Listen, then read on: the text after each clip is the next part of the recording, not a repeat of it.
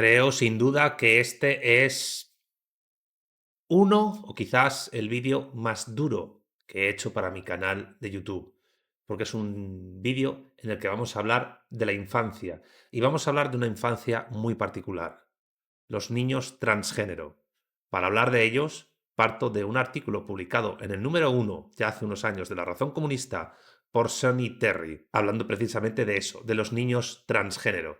¿Quién sabe lo correcto acerca de ellos? Así lo comenta Sonny Terry y hablamos de ello desde la perspectiva del materialismo político. Comencemos. En los últimos años se ha impuesto una visión única en el tratamiento de los niños con disforia de género, el disgusto, desajuste o malestar con el sexo biológicamente dado.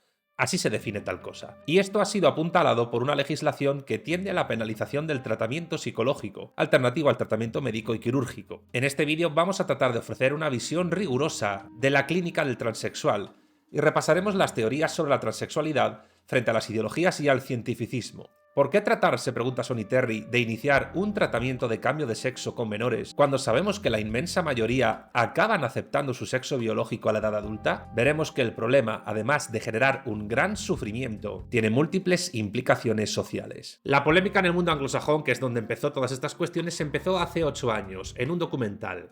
¿Qué documental? En enero del año 2017 se lanzó, generando una gran polémica, Transgender Kids, Who Knows Best?, el documental producido por la BBC británica sobre la llamada disforia de género. La disforia de género ya la hemos definido, es el disgusto, desajuste o malestar con el sexo biológicamente dado, y está rodeada de una gran confusión, que a su vez genera un gran sufrimiento en las personas que la padecen. El documental ofrece dos enfoques sobre el tratamiento clínico que chocan el uno con el otro. Uno es el enfoque psicológico, representado por el Dr. Kenneth Zucker, y que parte de la premisa de que la identificación sexual es un proceso muy complejo. Ante la expresión de disforia se afirma el principio de neutralidad y aceptación incondicional del niño. Zucker escucha al niño en el juego infantil, tratando de identificar sus conflictos o déficits. Podemos ver en el documental testimonios de casos en los que el niño estaba resolviendo sus conflictos a través de una disforia, y se ofrece el dato abrumador de que aproximadamente el 80% de estos niños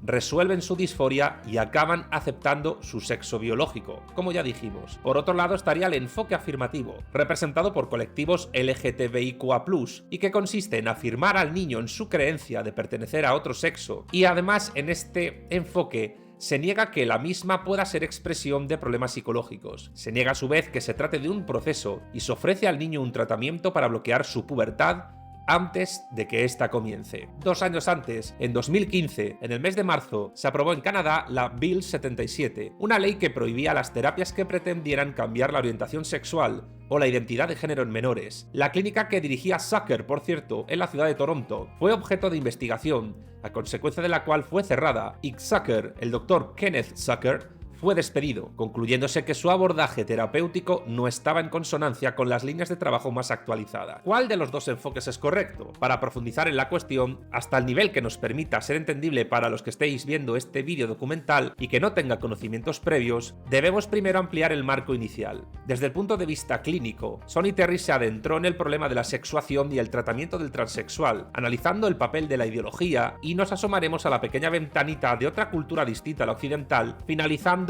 con el regreso al tratamiento de la disforia en los niños junto con las implicaciones de la nueva legislación. Y atentos que vienen curvas, ya avisé, este vídeo va a ser tremendamente duro. Algunos que seáis ya veteranos en mi canal recordaréis el encuentro en directo que tuve con Sandra Mercado acerca de su libro y su testimonio, La estafa del transgenerismo, uno de los libros más duros que he leído en mi vida.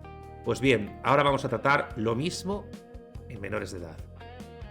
Comencemos ya. Sin cirujano ni endocrino no hay transexual. Si algo caracteriza a los seres humanos, varones o mujeres, es que a diferencia de los animales que se mueven de forma instintiva, nosotros muchas veces no sabemos qué hacer. Un joven varón puede identificarse con una estrella para pretender, entre comillas, saber lo que es un hombre. Otro quizás se identifique con un intelectual. Estamos siempre llenos de dudas. ¿Esto es lo que haría un hombre? ¿Esto es lo que haría una mujer? Sin embargo, en el varón transexual que cree ser una mujer, observamos a menudo una falta de dudas acerca de qué es una mujer. Se mueve en el terreno de la certeza. No pretende ser una mujer, sino la mujer. Una idealización que entrañaría ser más mujer que todas las mujeres biológicas juntas. La certeza nos podría indicar la presencia de un delirio parcial, un síntoma transexual, que diría Lacan. Para Lacan, la posición o síntoma transexual es la convicción, impenetrable a toda argumentación racional, de ser una mujer encerrada en el cuerpo de un hombre, en el caso de un varón biológico, o de ser un hombre encerrado en el cuerpo de una mujer, en el caso de una mujer biológica. Todo ello unido a la voluntad de transformar su cuerpo en el del sexo sentido. El término transexual fue introducido en la década de 1950 por el endocrinólogo Harry Benjamin. La convicción de estar atrapado en un cuerpo equivocado es antigua, pero no así la demanda de cambio de sexo, que surge con la oferta científica. Como indica Catherine Millot, sin cirujano ni endocrino, no hay demanda y no hay transexual. Y hemos mencionado un término que requiere un cierto análisis previo para continuar con el vídeo: la sexuación. ¿Qué es esto? El ser humano nace con unos cromosomas que determinan su sexo biológico, pero la determinación del sexo psíquico es más compleja. La sexuación en el ser humano no viene dada, sino que es un proceso que en el mejor de los casos se va dando en las vinculaciones del niño durante la crianza. Como nos indica Geneviève Morel, la sexuación debe distinguirse de la mezcolanza de identificaciones de las que cada sujeto está repleto. El psiquiatra Robert Stoller introdujo en 1968 la noción de identidad de género en su libro Sex and Gender. En la psicosis, a falta de sexuación, las identificaciones sostienen al sujeto, pero si se produce el brote, algunas se caen. La confusión de géneros que vivimos en el momento presente podría jugar aquí una influencia nefasta, pues puede dificultar el proceso de sexuación o su suplencia en un sostén imaginario. La sexuación tiene que ver con la función de corte. La palabra sexo viene del latín sexus, la cual viene del verbo secare, que significa cortar. En el diálogo platónico del banquete, Aristófanes propone el mito originario del ser humano como dos cuerpos unidos. Como la fuerza así obtenida suponía un desafío a los dioses, estos separaron los dos cuerpos, condenándolos a buscarse eternamente. Evocando el mito, el infante también debe ser separado de la unión fusional con su madre o con la figura que ejerza de madre. En psicoanálisis se llama función paterna a este corte que permite la individuación y la sexuación. Esta función, tradicionalmente realizada por el padre, puede realizarla también otra figura vincular significativa que ejerza una autoridad sobre el menor o incluso la propia madre, aunque la dificultad es mayor. Y teniendo todo esto en cuenta, teniendo en cuenta la cuestión de la sexuación, ¿cómo es la clínica del transexual?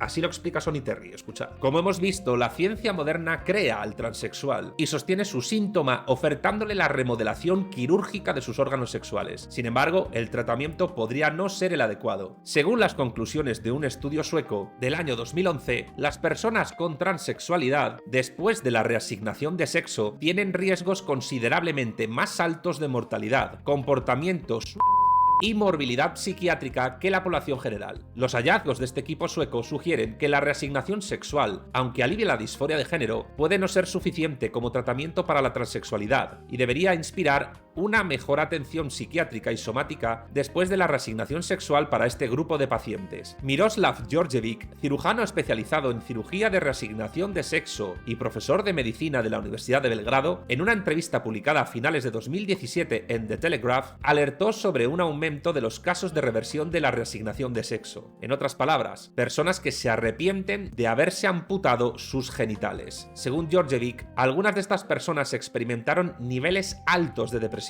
e incluso contemplación después de su transición. La Universidad Bath Spa del Reino Unido rechazó una solicitud de investigación sobre la reversión de reasignación de género por considerarlo políticamente incorrecto. Estos datos y otros que siguen la misma línea deberían hacernos cuestionar el rumbo que se ha tomado, pero esto, sin embargo, no está ocurriendo así. Y es de esta manera tan trágica y dura como las personas transexuales, muchas de ellas, se ven, de alguna manera, como dice Sonny Terry, atrapados en el deseo del otro. ¿Cómo ocurre así? Te lo contamos, escucha. Que nos entiendan todos los que nos ven y escuchan ahora mismo. Los conceptos teóricos nos sirven aquí como herramienta indispensable para tratar de entender, proponiendo un orden, lo que aún no entendemos completamente. Los conceptos psicoanalíticos no son propiamente ciencia positiva, pues el método psicoanalítico, que permite una intelección más profunda, solo puede ser aplicado caso por caso, sin posibilidad de generalización, e irremediablemente, como toda ciencia psicológica, imposible de determinarse en relaciones causa-efecto. No obstante, es un cuerpo teórico basado en más de 100 años de observación clínica, con la potencia de poder refutar los presupuestos básicos cognitivo-conductuales de la psicología positivista, con la cualidad de poder ser, a su vez, objeto de refutaciones y que posee la misma evidencia científica sobre eficacia de tratamientos que el resto de escuelas de psicología. Rara vez un cuerpo teórico ha sido tan distorsionado y su principal creador, Sigmund Freud, tan difamado, así que a partir de aquí, vosotros tendréis que intentar dejar a un lado vuestros más que probables prejuicios, y dicho lo cual, podemos continuar. Que conste que yo, Santiago Armesilla, no soy defensor del psicoanálisis ni de Sigmund Freud. No obstante, la investigación de Sonny Terry al respecto de lo que ocurre con los niños transgénero, partiendo curiosamente del psicoanálisis, sí es tremendamente interesante y estimo que merece la pena ser compartida en este vídeo. No obstante, os leo a vosotros en la caja de comentarios para que me comentéis, precisamente y valga la redundancia, qué os parece el enfoque psicoanalítico freudiano para analizar a los niños transgénero y si es válido o no. Si os queréis ofrecer otra alternativa, otro marco teórico, podéis también hacerlo en la caja de comentarios, con total libertad y sin ningún tipo de prejuicio. Continuemos. Para Jacques Lacan, interpretado por Millot, el síntoma transexual guarda relación con una falta de nombre del padre. En la teoría lacaniana, el inconsciente está estructurado de forma similar a un lenguaje. Para significarse un significante, como en un diccionario, debe remitirse a otro significante. El significante fundamental que da orden a nuestra psique sería este NP, este nombre del padre, que a su vez metaforiza el deseo materno. Es la función paterna la que, como ha dicho Sonny Terry, ejerce esta función de corte, de límite al deseo materno, permitiendo la sexuación, la separación psíquica y también física del infante y su figura materna. El infante se pregunta sobre qué desea su madre, quiere ser el objeto de su deseo, pero cuando la madre empieza a mirar hacia otros lugares que no son él, por ejemplo hacia su marido, hacia su trabajo o hacia sus hobbies, permite que dé comienzo esta función paterna que rompe, por decirlo así, el idilio. Siguiendo a Millot, la falta de nombre del padre, en el caso del varón, puede tener un efecto de feminización. Niño y madre quedan en una relación dual, dejando al primero sin desarrollar su sexuación. A su vez, se observan casos en que hay una merma en las posibilidades identificatorias del varón al padre, una inconsistencia imaginaria de la virilidad. En esta falta de sexuación por carencia de nombre del padre, hay un sostenimiento imaginario de la masculinidad, tan frágil que, como en el caso Schreber, podría dar lugar a experiencias delirantes de emasculación. Y emasculación es castración. ¡Qué dolor! Sigamos. En casos de psicosis, la identificación a la mujer puede poner límites a esa falta de límites que experimenta el sujeto. El síntoma transexual podría funcionar precisamente, y según Sonny Terry, como una suplencia de la psicosis dando estabilidad. A continuación, veamos brevemente dos casos clínicos que esperamos ofrezcan una visión con más detalle. El primero es un caso de transexualidad femenina. Ben es una joven que siente malestar por ser mujer. Quiere colocarse una prótesis peniana. Tiene el recuerdo de sentir una envidia violenta hacia su hermano, el preferido de su madre. Su madre la abandona en casa de sus abuelos, reencontrándose con ella a los 6 años. Parece que es en esta edad cuando le sobreviene la idea de querer ser un chico, en el momento en que está viendo a un chico mayor que ella orinar de pie. En el estadio del espejo, Ben queda identificado con ese otro hermano deseado por su madre. Ella, recordemos, no fue deseada. Para Ben, el acto sexual es una Él aspira a una relación platónica con una mujer. La cuestión del sexo, por no poder formularse simbólicamente, a falta de este límite significante que llamamos nombre del padre, retorna en la realidad de forma angustiosa, exigiendo la prótesis peniana para completar el ideal imaginario que tan precariamente sostiene al sujeto. El travestismo puede evitar aquí la operación. Parecer es ser, llega a decir Ben. En este sentido, la terapeuta le reconoció como hombre, sin exigirle la prueba de pene. Y esta mirada no persecutoria, junto con el resto de trabajo en la terapia, permitió a Ben modificar su síntoma y colocarse en un lugar que ya no exigía la transformación corporal. Yves, un caso de transexualidad masculina. Yves es el caso de un hombre que desde su primera infancia se sostenía en una feminidad imaginaria. A edad adulta, su paternidad le desencadenó una psicosis, pero se alineó del lado hombre. Se dijo, soy padre, por lo tanto, hombre. Y comenzó un análisis. La madre de Yves despreciaba a los hombres, en especial a su marido. Me tragué entero el discurso de mi madre y tiré a mi padre a la basura. Esta madre convirtió a Yves en su único varón, pero como el varón era para ella despreciable, Yves quedó atrapado en un doble vínculo altamente psicotizante. Cuando me convertí en padre ya no me fue posible pasar reversiblemente de hombre a mujer y de mujer a hombre. Es en este momento en que Yves, necesitando el significante fundamental del nombre del padre, entra en una psicosis con tentaciones de su A falta de la capacidad simbólica que permite el corte y la diferencia, y sosteniéndose el sujeto en lábiles identificaciones imaginarias, no pudo sostenerse. Pero he aquí que en el análisis, Ives pudo encontrar una solución que no implicó un viraje a identificaciones femeninas ni a una emasculación. Ives pudo sostenerse en identificaciones clasificatorias, con capacidad simbólica. Ives reconoce que de no ser por su mujer, Lara probablemente habría perseverado en su transexualidad. Fue del amor de Lara de quien procedió el significante Muro de Berlín, que hizo las veces de corte. A falta de nombre del padre, Ives no podía identificarse en la categoría hombre, pues el discurso de su madre trataba al padre como un desecho, opuesto a la mujer, que sí valía algo. Este corte no permitió a Ives tener una sexualidad. Él consideraba el acto sexual como un mero acercamiento cálido de los cuerpos, pero sí le permitió estabilizarse. En definitiva, lo que nos enseñan ambos casos es el que el sujeto puede quedar atrapado en el deseo del gran otro omnipotente, por ejemplo, la ciencia. Que ese otro de la ciencia se ofrezca para responder al interrogante del deseo conduce al transexual a constituirse en el objeto de su goce. Es el cobaya ofrecido en cuerpo y alma a la ciencia y paga con su carne para dar consistencia al fantasma de omnipotencia de la ciencia moderna. Cuando a partir de la etiqueta que se le propone un sujeto se haya definido como transexual, en cierto sentido la cuestión queda cerrada. Ha escogido renunciar a mantener abierto el interrogante de su deseo. En cierta manera ha renunciado por tanto a su propio deseo para consagrarse en adelante al goce del otro, para mayor gloria de la ciencia, y particularmente de la ciencia médica. Y ya avisé, Sonny Terry trata cómo se trabajan estas cuestiones en un tipo de sociedad cultural no precisamente tratada como occidental, entre comillas, sino de corte indígena en América. ¿Cuál es esta?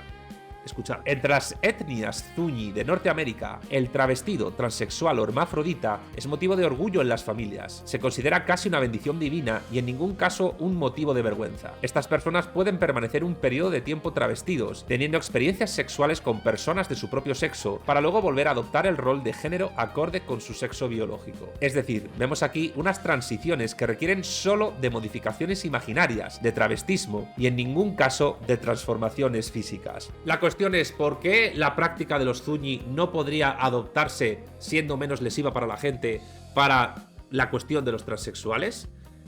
Pues esto tiene que ver no solo con la ciencia, sino con todo lo que rodea la ciencia, que Sonny Terry llama, y en esto hay un sentido completamente marxista, ideología. ¿Por qué? Por esto. Como hemos visto, las identificaciones de género no son suficientes para sexuarse, pero pueden facilitar o dificultar el proceso. Desde que las nuevas políticas de género se vienen aplicando, ya tenemos algunas cifras y son alarmantes. Según el Servicio Nacional de Salud del Reino Unido, entre los años 2010 y 2015, los casos de niños transgénero aumentaron un 1000%. Según American Academy of Pediatrics, mientras en 1970 del 2 al 4% de los niños y del 5% al 10% de las niñas de edades comprendidas entre los 4 y 18 años se comportó como el sexo opuesto ocasionalmente, en la actualidad del 5 al 13% de los varones adolescentes y del 20 al 26% de las adolescentes manifestaron un comportamiento de género cruzado. De estos, del 2% al 5% de los varones y del 15 al 16% de las niñas llegaron al convencimiento de que pertenecían al sexo opuesto. Pero aunque esta tasa es relativamente elevada, resulta que la prevalencia final es solo del 0,01%. Esto es 1 entre 10.000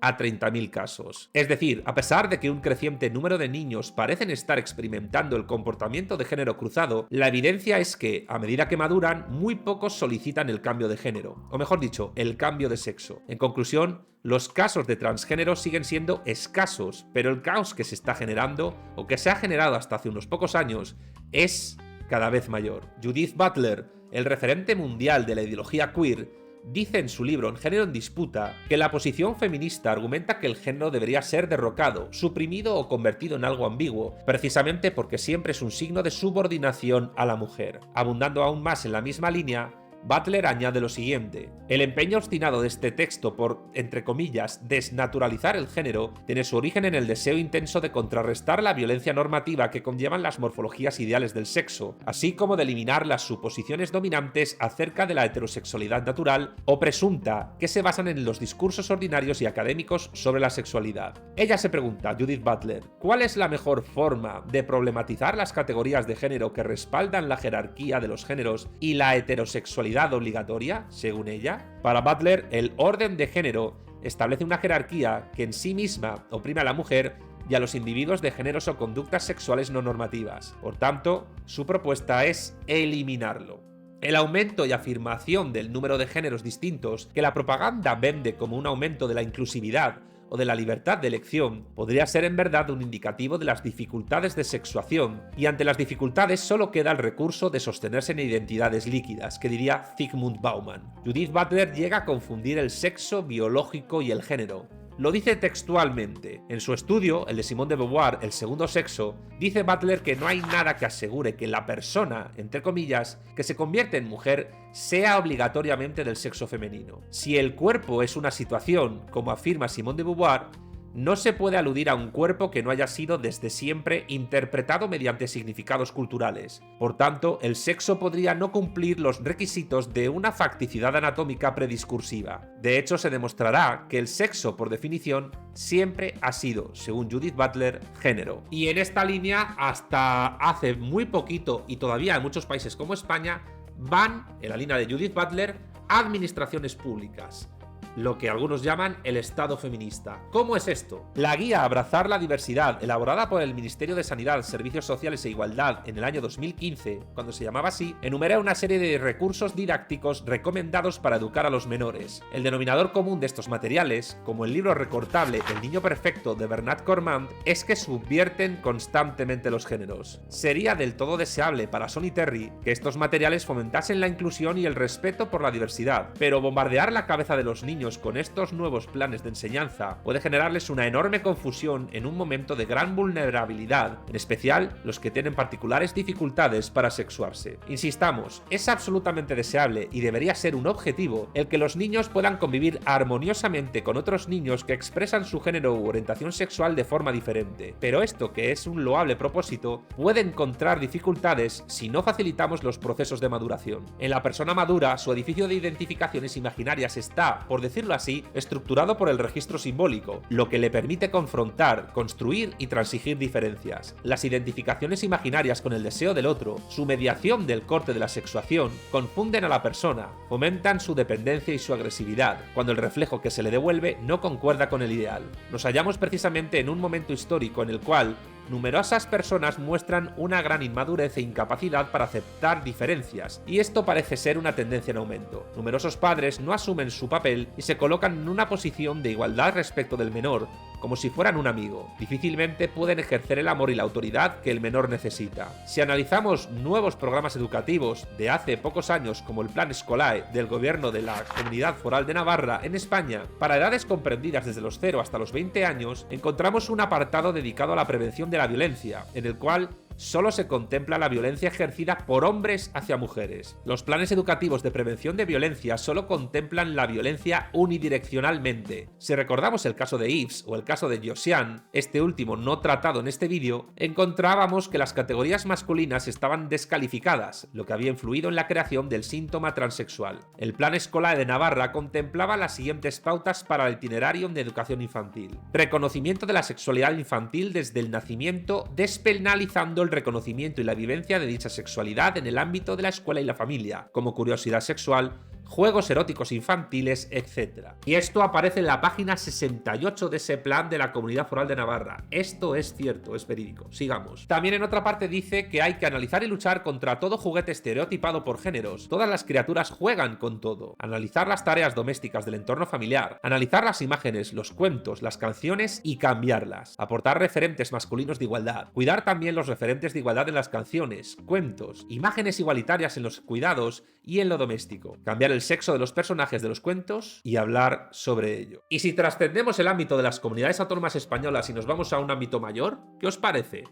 Vamos a hablar de una institución muy conocida por todos y que además está totalmente entregada a estas cuestiones: la UNESCO. Si ojeamos las guías educativas de la UNESCO en su Educación de la Sexualidad y Prevención de las ITS y del VIH-Sida desde los enfoques de género, de derechos y sociocultural del año 2011, encontramos una persistente obsesión en eliminar las posibles identificaciones de género. Por ejemplo, tener en cuenta las características de algunos juguetes, la no existencia de juguetes sexuados, puesto que la esencia está en el rol que el niño o la niña desarrolle con él. Se juega con todos por igual. Pero si por un lado, sigue Sonny Terry, observamos una serie de directrices que podrían dificultar la sexuación debido a la confusión de géneros que podrían generar, por otro lado observamos directrices que podrían sexualizar prematuramente a los menores, como la recomendación de juegos eróticos infantiles del Plan Scolae. Una sexualización prematura, cuando los niños aún no pueden comprender ni tienen recursos para afrontar la sexualidad, puede ser traumática. Para saber más concretamente en qué consisten estos planes educativos, es recomendable visionar la charla sobre sexología impartida por el Servicio Riojano de Sexología, el SERISE, a los padres de niños en educación primaria dentro del Plan Scolae.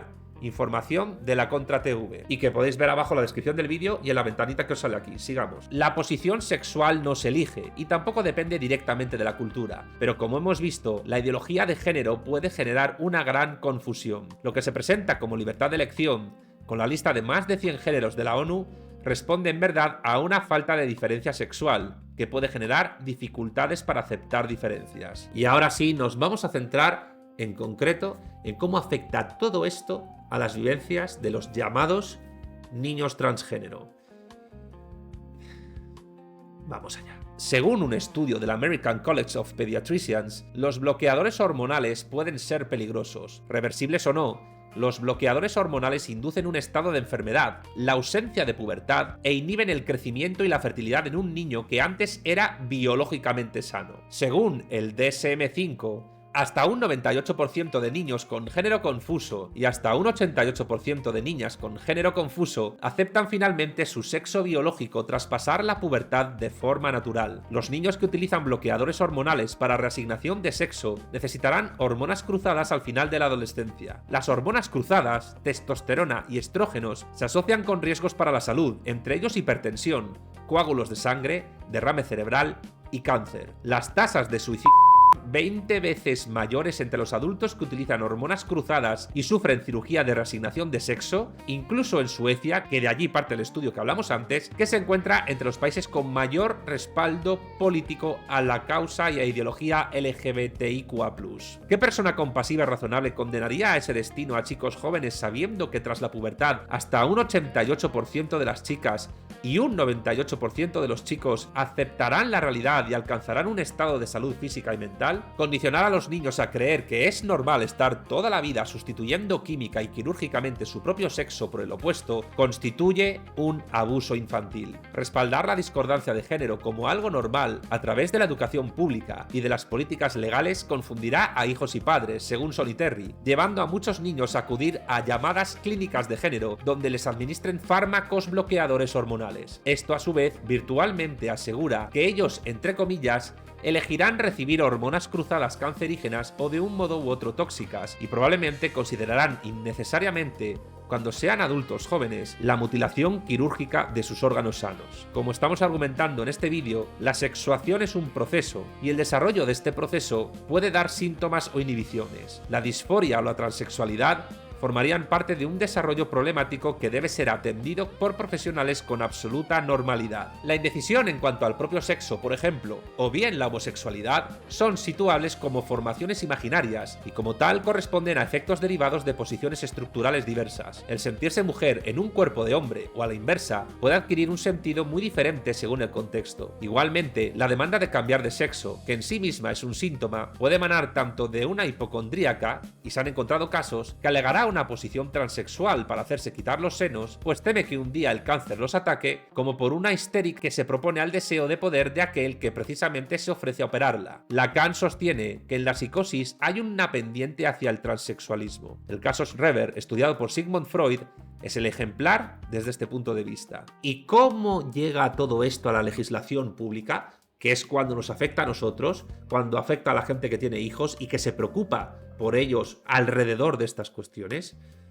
Así. Si al comienzo del vídeo nos hacíamos eco de la Bill 77 canadiense, en España hasta 11 leyes de ámbito autonómico regulan la expresión de género. Para ilustrarlas nos centraremos únicamente en la de la Comunidad de Madrid, pues el resto son similares. Decía la Ley 2/2016 del 29 de marzo de Identidad y Expresión de Género e Igualdad Social y No Discriminación de la Comunidad de Madrid, en sus artículos 6 y 14, lo siguiente. Artículo 6. Las personas trans menores de edad tienen derecho a recibir el tratamiento médico oportuno informativo relativo a su transexualidad. La atención sanitaria que se les preste, en tanto que menores, se hará de acuerdo con lo dispuesto en la Ley Orgánica 8/2015 del 22 de julio, de protección a la infancia y a la adolescencia, en la Ley 41/2002 del 14 de noviembre, básica reguladora de la autonomía del paciente y de los derechos y obligaciones en materia de información y documentación clínica, y la Convención de Derechos del Niño, y con atención a lo establecido en los protocolos de las sociedades médicas y pediátricas internacionales. Y en el artículo 14 se dice lo siguiente: sin perjuicio de lo establecido por la Ley 1/2007 del 21 de febrero de mediación familiar de la Comunidad de Madrid, la negativa de padres o tutores a autorizar tratamientos relacionados con la transexualidad o a que se establezca preventivamente un tratamiento de inhibición del desarrollo hormonal podrá ser recurrida ante la autoridad judicial cuando conste que puede causar un grave perjuicio o sufrimiento al menor. En todo caso, se atenderá al criterio del interés superior del menor. Es decir, que cualquier alternativa que no sea afirmar al menor en su creencia puede acarrear a los padres o tutores problemas con la justicia. La ideología política se impone aquí, de forma totalmente avasalladora, al conocimiento científico y a la salud del menor. Y terminamos este durísimo vídeo. Ahora sí. Como nos enseña la clínica del transexual, la diferenciación sexual tiene que ver con un proceso de separación psíquica de la fusión con la figura materna, modulado eso sí por la cultura. Pero es importante establecer una separación entre crianza y educación. La primera tiene más que ver con el vínculo y la segunda con el conocimiento, y es en los vínculos en los que se da el proceso de sexuación. En nuestra sociedad, la caída del nombre del padre, de toda forma de autoridad, la anomia creciente que pareciera un paradigma de doble vínculo, donde al tiempo que se dice que hay que respetar la ley se conmina a burlarla, la caída de las doctrinas universales, sustituidas sin embargo por ideologías sectarias, generan una creciente confusión, ruptura e incapacidad de filiación. El sujeto que no está en paz con sus padres, sobre todo con la figura que ejerció el corte, puede convertirse en una persona permanentemente irascible que desplazará el conflicto a toda forma de autoridad, incluida el estado del cual emanan nuestros derechos. Las ideologías sostienen el síntoma y pueden dificultar la maduración. El sujeto no puede prescindir de sus síntomas así como así, pues entraría en una crisis para la que no está preparado. La ideología y la nueva legislación empujan hacia una afirmación del niño en su creencia de pertenecer al otro sexo, en detrimento de la atención psicológica. Sabemos que algunas personas adultas parecen haber encontrado una solución óptima con la operación, pero muchos otros entran en crisis y en intentos suicidios. Además, no pocos piden recuperar sus órganos. El tratamiento psicológico podría evitarle el sufrimiento de haber tomado una decisión equivocada, podría canalizar su síntoma hacia una solución menos lesiva. Cabe preguntar a los partidarios del enfoque afirmativo, ya visto antes, si cuando ven a un niño que se cree Superman, también le afirman en su creencia y le invitan a volar por la ventana, pues bloquear su crecimiento y amputar sus genitales no es cosa menos seria. Y eso es todo. Si eres padre o no, te pido por favor que compartas este vídeo y también, sobre todo, que en la caja de comentarios me dejes tus impresiones, experiencias relacionadas con lo que he tratado y que también comentes si el enfoque que hemos ofrecido aquí te parece el óptimo. Enfoque psicoanalítico de Sonny Terry. A mi juicio, tiene franjas de verdad muy interesantes. ¿No lo crees tú? Si te ha gustado este vídeo, por favor, dale pulgar arriba y en la caja de comentarios deja tus impresiones. Escríbelas abajo.